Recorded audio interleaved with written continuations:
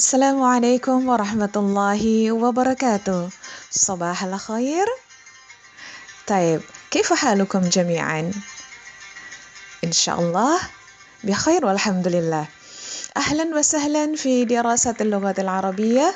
نلتقي مرة أخرى معي Atik Mar'atus Salihah. Berjumpa kembali dengan saya dalam pembelajaran bahasa Arab. Fi hadhil fursah nata'allam 'anil ismi. Jadi pada kesempatan pagi ini kita akan belajar tentang isim.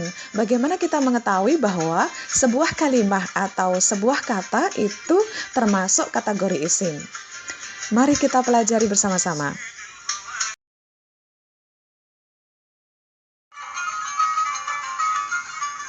Taib, pada slide ini kita bisa melihat bagaimana ciri-ciri isim.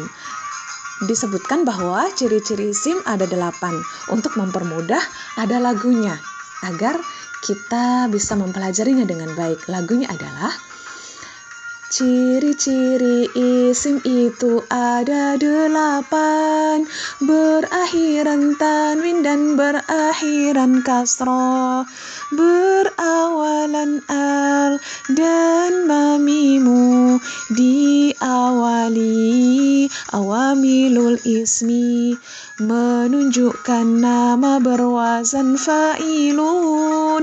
Kata majemuk itulah ciri terakhir.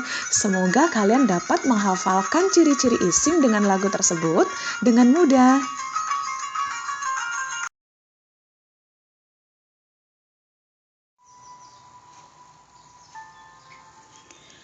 Taib, sekarang kita akan bahas satu persatu untuk ciri-ciri isim.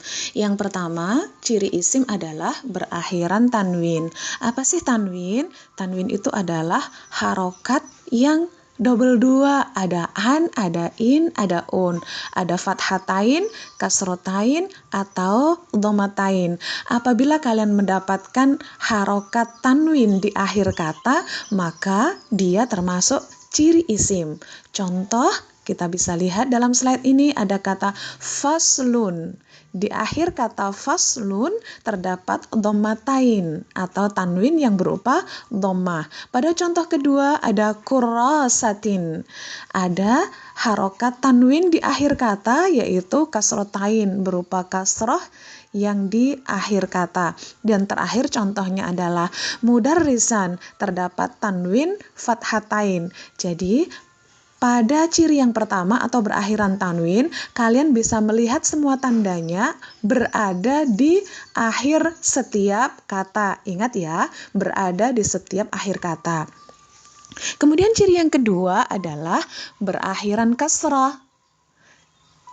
Kita bisa lihat contohnya fil madrasati. Ayo kalian dapatkan di mana harokat kasrah? Kalian bisa lihat kata al-madrasati. Di akhir kata terdapat kasrah ti. Itu ya yang kalian bisa jadikan sebagai tanda isim. Kemudian ciri yang ketiga adalah berawalan al atau alif dengan lam. Namanya berawalan, maka dia berada di awal kata. Kita bisa lihat contohnya. Ada al-qalamu, ada alif dan lam di awal kata. Atau contoh yang kedua adalah al-kitabu. Ada kata tersebut diawali alif dan lam.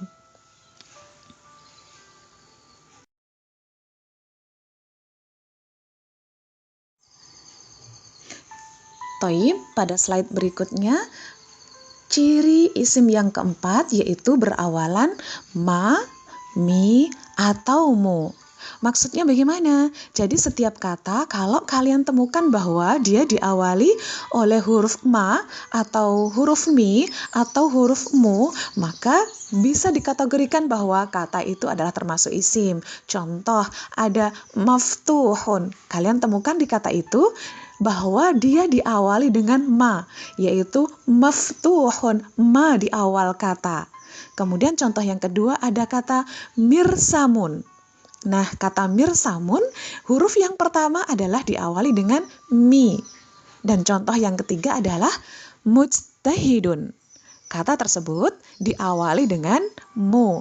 Jadi, dari ketiga contoh di atas, kalian bisa melihat bahwa semuanya diawali dengan ma, atau mi, atau mu. Maka dia bisa dikategorikan dia adalah isim.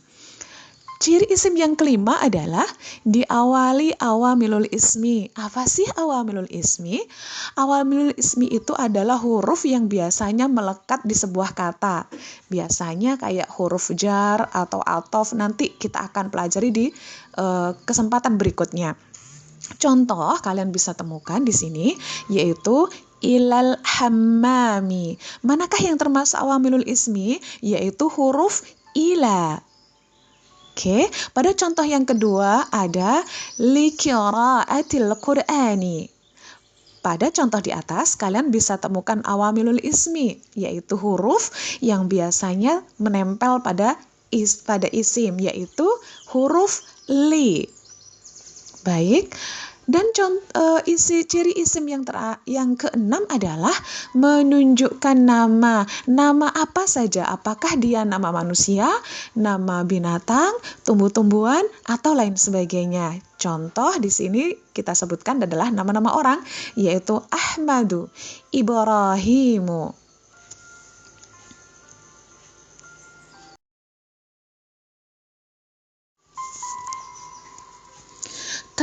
Pada slide ini kita bisa melihat ciri isim yang ketujuh adalah berwazan fa'ilun. Maksudnya adalah sebuah kalimah atau kata yang berbentuk fa'ilun.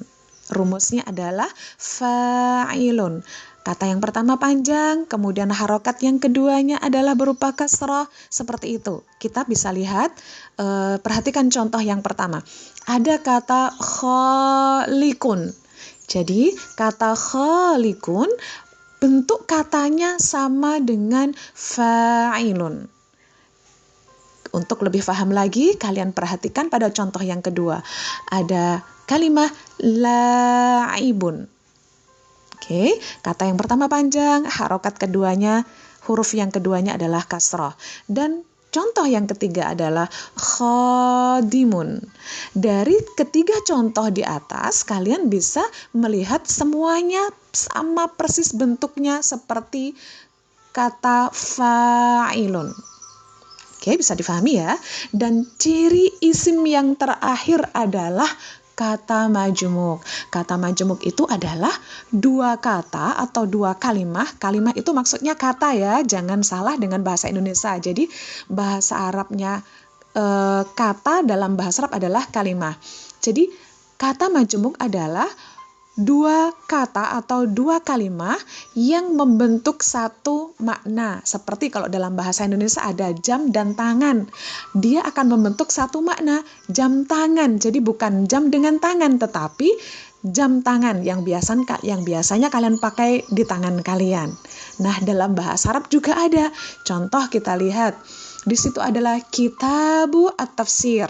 Kitabu at-tafsir. Kitabu artinya buku, tafsir adalah tafsir. Dua kalimat tersebut atau dua kata tersebut membentuk satu makna, yaitu kitab tafsir. Maka bahasa Arabnya adalah kitabut tafsiri. Oke, untuk biar lebih paham lagi, perhatikan contoh yang kedua. Ada babu al-baiti. Babu artinya adalah pintu, al-baiti adalah rumah. Nah, kata tersebut tidak berdiri masing-masing, tetapi membentuk satu makna, menjadi pintu rumah. Dalam bahasa Arabnya adalah babul baiti. Oke, taib.